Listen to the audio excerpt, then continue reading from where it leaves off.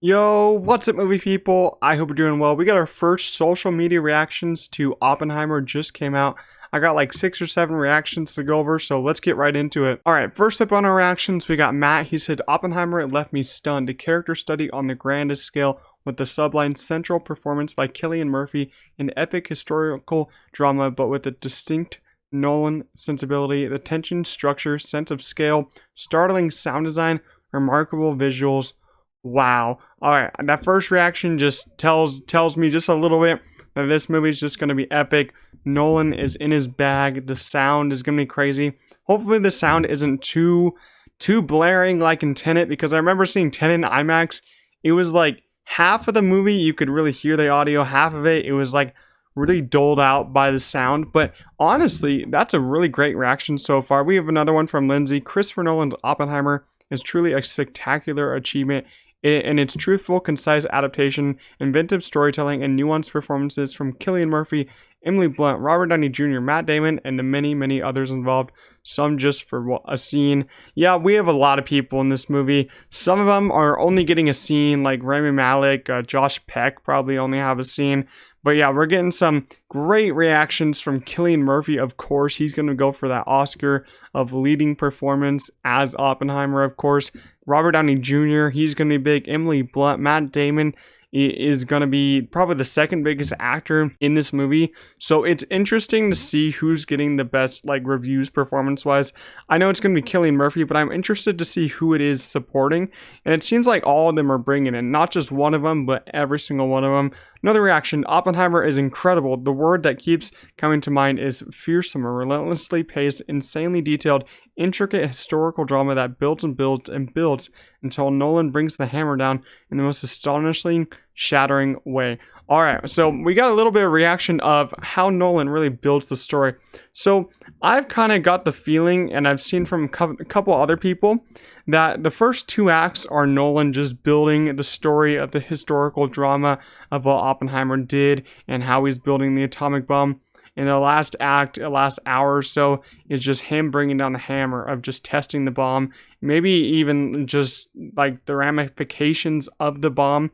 That's kind of what I'm getting from these reactions. But we haven't had a bad one yet. But we got Steven from Collider, one of my favorites. He said, Christopher Nolan's Oppenheimer is incredible. Every aspect of the film is worth talking about, from the brilliant performances to Hoytema and Hoytema's amazing work behind the camera to the way Nolan tells the story. The 3-hour runtime flies by. See it in IMAX, 70mm if you can. So yeah, see this movie in IMAX. If you're not seeing it in IMAX, what are you doing? I already got tickets for IMAX opening night. I'll probably see it even more because everyone says that you're going to have to see this one multiple times. 3-hour runtime though, I'm hoping it's true that it does fly by, because Steven also said that the almost 3-hour runtime of Mission Impossible flew by, and he was correct. It flew by every single time I watched it. But we're getting a little bit of a word about Hoytema and Hoytema's cinematography of this movie.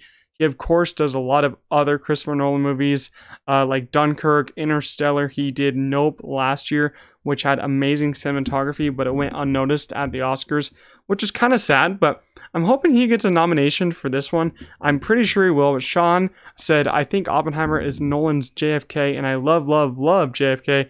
Cillian Murphy mesmerizes in a star-studded moral about scientific theory becoming deadly fact. The entire cast is outstanding. While the history is dense, it's Nolan's most streamlined and accessible film to date. That's actually great to hear, because it will get general audiences out to the theater and see it, because I know a lot of general audiences probably aren't looking forward to it because it's a historical drama. It's very dense, as Sean says, and it's a 3-hour film. But the way Nolan kind of tells the story, it's very accessible to some people. I think that his least accessible film was Tenet, and I think he did learn from that, because Tenet was a very confusing film. Like, even if I watch it today, I'm still very confused. I still think it's a great film, but it's still a very confusing film for general audiences. Like, if I was into film when I watched that movie, I would probably hate it because I would just not understand it. But I saw it a couple times and I really got more with it, but I'm happy that Oppenheimer is really getting across in a more simplistic way, but also with the denseness to tell the story of Oppenheimer and the atomic bomb. And we got Brandon Davis. He says, Oppenheimer is my film of the year. Christopher Nolan makes 3 hours fly in a stunning form. Cillian Murphy and Robert Downey Jr. are incredibly strong.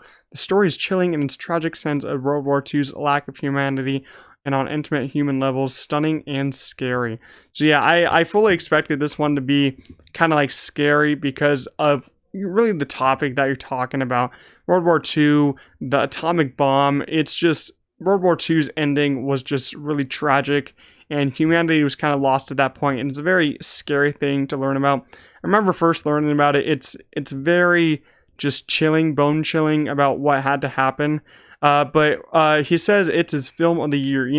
That just excites me because Christopher Nolan is my, it kind of bounces back. He's my favorite director of all time, I think, right now, because he's a force to be reckoned with. He hasn't made a bad film in my eyes.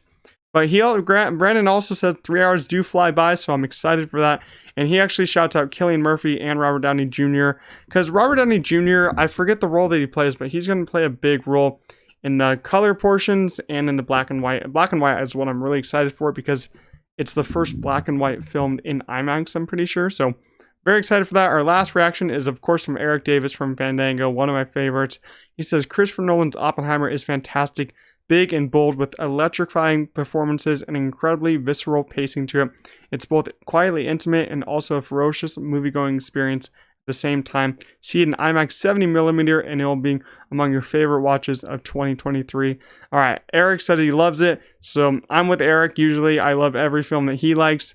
But yeah, see it in IMAX. Everyone's telling you it's filmed for IMAX. The extra ticket price is worth it because you're really paying for that. You're really paying to see more of the film because that's what IMAX is. You have more bigger on the top and bottom, not on the sides usually, but the screen's usually more in your face. The sound is more electric and more loud. And I just think IMAX is the better prospect for this movie because that's how Christopher Nolan wants you to see it. So I would pay the extra price to see it. If you have 70mm, go see it in there. I don't have 70mm where I live. I have kind of Limax, as they like to call it, but I'll still see it in IMAX because sound is just more electric, as I like to say. Eric also went on to say, expert Oscar nods for Oppenheimer. Cillian, Blunt, Downey Jr. are all phenomenal. Love seeing Downey getting such a meaty role. So good. The direction, editing, sound, cinematography, everything in this is just top tier. I became an even bigger Nolan fan after watching it. I think this is what this film is going to do to me. It's going to make me an even bigger Nolan fan than I already am. I'm a big Christopher Nolan fanboy. And just hearing that this movie could get so many Oscar nominations, I think Cillian is going to get nominated for Best Actor. I think he could even win. I think his only competition right now is going to be Leonardo DiCaprio for Killers. But this movie hasn't got any bad reviews that I've seen so far, but these are just the social media reactions. But man, this movie is getting some great reviews, and I cannot wait to go see it next week.